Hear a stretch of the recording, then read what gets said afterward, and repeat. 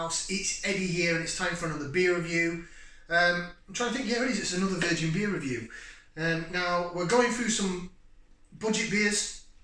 We're looking at, obviously, right at the end of September. Come the 1st of October, all the energy prices are hiking up in price.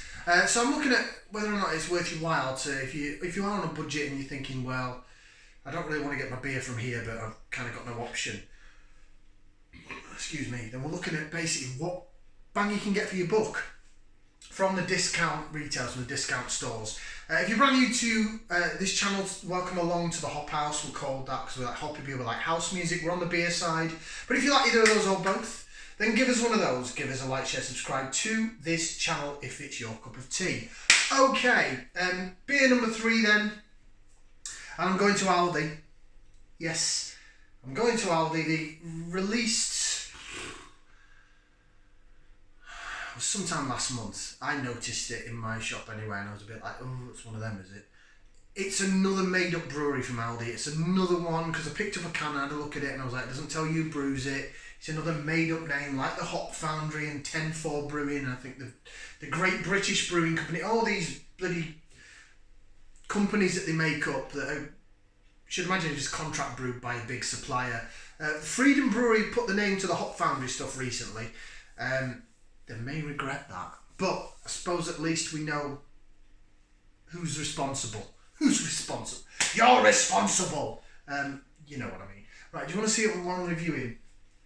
Okay, so from Aldi then, this apparently is Lock Ten Brewing Company, and it's batch number 9, and it's pale ale, coming in at 4.8%, 330ml can. There's no information on the back of there.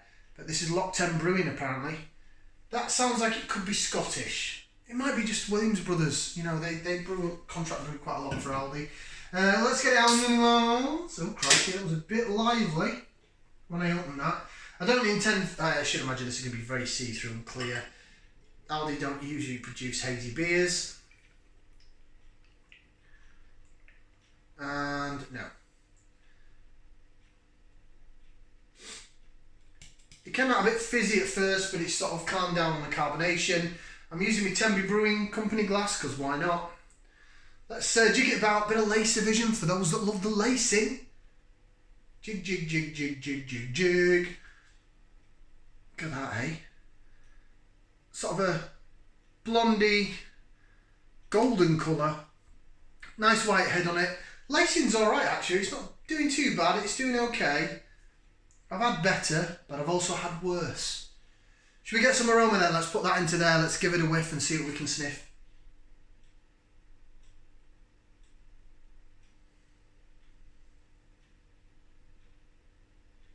Oh, it reminds me of... Well, I never smelt that before. It's in another Aldi beer. It's not very nice.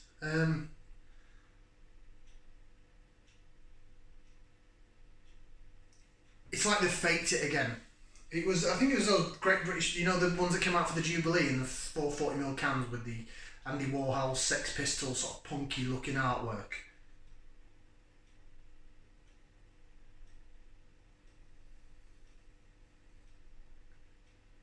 I'm smelling malt, and then I'm smelling this artificial smelling. This is, we're going to make you think it's sort of piney, but it's not. It's something else, and I don't know what it is, but I get what they're trying to do. This, by the way, there's this, and I've got an American IPA to do as well. They were 99p a can, 99 pence. So it's under a pound for 330ml so-called craft beer. Right, let's give it a try.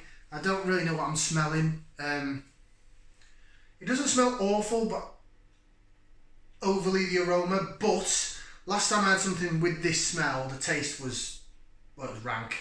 So I'm hoping this isn't. Bottoms up, down the hatch.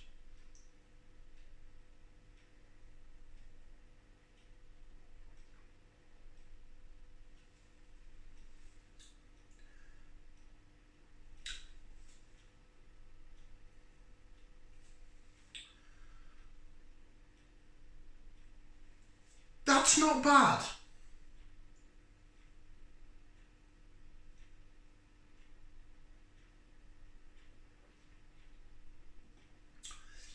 not great, it's not wonderful by any means, but it's okay. It's drinkable. Ooh, that is quite bitter at the back end actually.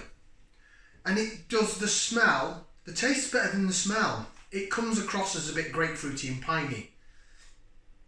That's kind of all it's got going for it. But I'll take it. There's some bitterness back in beer, and it doesn't taste of like rusty nail. Doesn't taste off of rotten cabbage or rusty nail or anything that beer shouldn't taste like.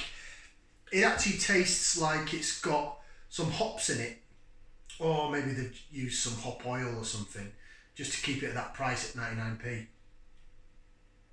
The smell's still not very good though. The smells a bit like wet farty. You ever had a fart in a bath?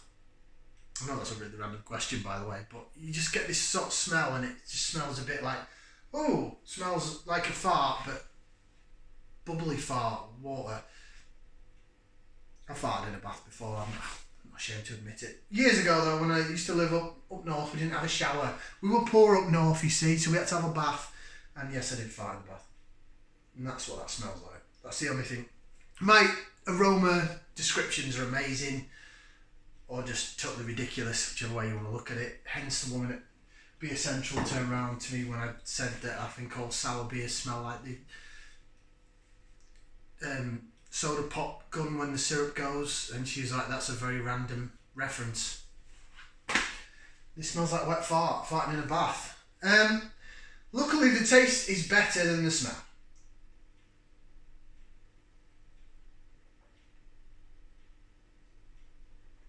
To be fair, the mouth feels quite nice, medium-ish body, thin to medium-ish body. It's quite soft carbonation actually.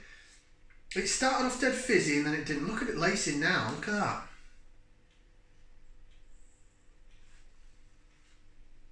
It's just the smell that's a bit off-putting.